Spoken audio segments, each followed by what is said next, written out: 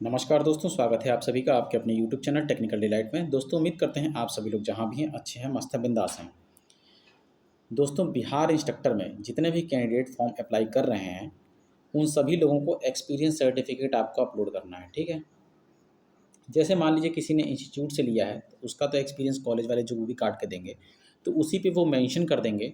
जो उनका मंथली में जो भी उनकी सैलरी देते थे वो उसी पे वो मेंशन करवा लेंगे। ठीक है, उसी सीटीसी को आप फॉर्म में अपलोड कर दीजिएगा। ठीक है, उसके बाद जैसे मान लीजिए कोई इंडस्ट्री से एक्सपीरियंस करता है, जैसे मेरे पास एक कैंडिडेट का है, जैसे किसी का एक्सपीरियंस लेटर, तो मैं आपको दिखाने की कोशिश करता हूँ। देखिए यहाँ पे जैसे इस इनकी एजेंसी का वो टोटल, जैसे जीए डिजिटल वे वर्ल्ड है तो यहाँ का नाम होगा, उसका एड्रेस रहता है, ईमेल आईडी रहती है, वेबसाइट रहती है। ठीक है, एक्सपीरियंस किस डेट को काटा गया है ये मेंशन रहता है, एंड रेफरेंस नंबर मैंडेटरी है। आपके पास ये रेफरेंस नंबर, वो कंपनी जैसे आपका एक्सपीरियंस काटेगी तो आपको रेफरेंस नंबर देती है। फिर ये फॉर्मेट रहेगा, आपको लिख के दे दिया जाएगा कि इस डेट से इस डेट तक इन्होंने यहाँ पे काम किया है। ठीक, तो डेट से पता चल पाएगा कि आपने कितने मंथ काम किया है, चाहे कितने ईयर आपके कंप्लीट हो चुके हैं। ये चीज़ क्लियरली मेंशन होना चाहिए आपका। फिर जैसे एचआर टीम वगैरह की जो मुहर लगती है, जैसे आपने इंस्टीट्यूट से लिया है तो वहाँ पे आपके प्रिंसिपल की मुहर वुहर लग जाएगी। इस तरीके के फॉर्मेट में आपको एक्सपीरियंस रहना है। जैसे जिनके पास इंडस्ट्रियल एक्सपीरियंस रहता है तो उसके साथ वो लोग सैलरी स्लिप को भी ज़रूर ध्यान रखेंगे कि जैसे मान लीजिए मेरे पास एक सैलरी स्लिप है, मैं आपको दिखाता हूँ। ये इनकी इस कंपनी का सैलरी स्लिप है जो इनको हर मंथ मिल जाता है। एम्प्लॉय कोड रहता है, नाम रहता है, लोकेशंस रहती है, डेजिग्नेशन रहता है, बैंक नेम रहता है, bank account number, date of joining, इन्होंने कब से ज्वाइन किया हुआ है, पेएबल डेज, कितने नंबर ऑफ पेएबल डेज का होगा इनका, पीएफ नंबर रहेगा, पैन नंबर रहेगा, डेट ऑफ बर्थ रहती है यहाँ पे, यूएन नंबर रहेगा, आधार नंबर रहता है। ठीक है, पे स्लिप पे ये लिखा हुआ है, एंड ऑफिस का एड्रेस आप यहाँ पे देख सकते हैं, क्लियरली यहाँ पे मेंशन कर दिया गया है।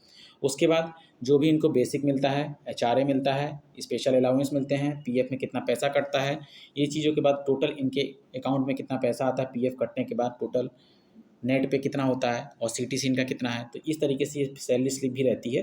तो ये भी आपको जैसे लास्ट 3 मंथ की जैसे आप अप्लाई कर रहे हैं तो आप जितने भी कैंडिडेट इंडस्ट्रियल वाले हैं तो लास्ट 3 मंथ की सैलरी स्लिप आप अपने पास रखिएगा ताकि उसको प्रूफ के टाइम देने के लिए आसानी रहेगी। बाकी आपका यूएन नंबर से पीएफ जमा रहता है तो वो भी आप प्रूफ के तौर पे दे सकते हैं, वो भी आप इजीली दिखाएंगे तो एलिजिबल हैं अप्लाई करने के लिए।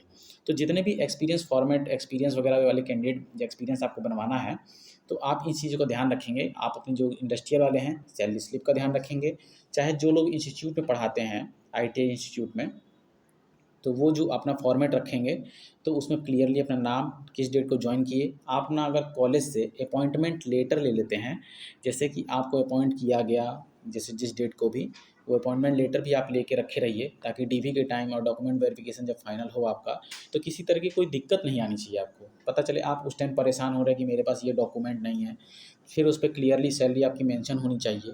ठीक है, आपका डेजिग्नेशन, किस पोस्ट पे आप आईटी इंस्टीट्यूट में कार्यरत हैं, वो चीज़ आप ज़रूर उस पर मेंशन करवा लें।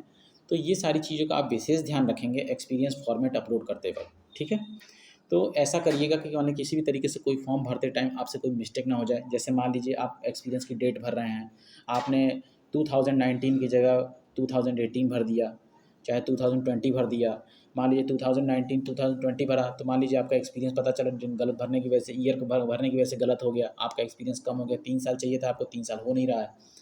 तो इस तरीके की दिक्कतें आपको नहीं आनी चाहिए। तो फॉर्म भरते समय विशेष ध्यान रखें और कोशिश करें आप लोग कि जैसे लैपटॉप वगैरह से भरें, और फॉर्म अपना आप खुद से भरने की कोशिश करेंगे, किसी दूसरे से आप अपना फॉर्म भरवाने की कोशिश मत करिए।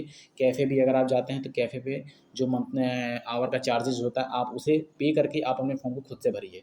ठीक है, कैफ़े वाले के भरोसे मत छोड़िए, क्योंकि कैफ़े वाले पे जो फॉर्म भर रहे होते हैं वो नॉर्मल जो भी फॉर्म भरते हैं मैक्सिमम, तो वो लोग क्या रहता है कि जो भी फॉर्म भरेंगे बहुत सारे नॉर्मली एग्जामिनेशन के भरते हैं। ठीक है, एक्सपीरियंस बेसिस फॉर्म भरते नहीं हैं, तो वो लोग जब ये भरेंगे तो ये चीज़ों में दिक्कत आ सकती है। ठीक है, तो यही एक जानकारी देनी थी आपको एक्सपीरियंस से रिलेटेड। अगर कोई जानकारी आपको चाहिए होगी तो आप मुझसे कमेंट बॉक्स में कमेंट करके मुझसे पूछ सकते हैं।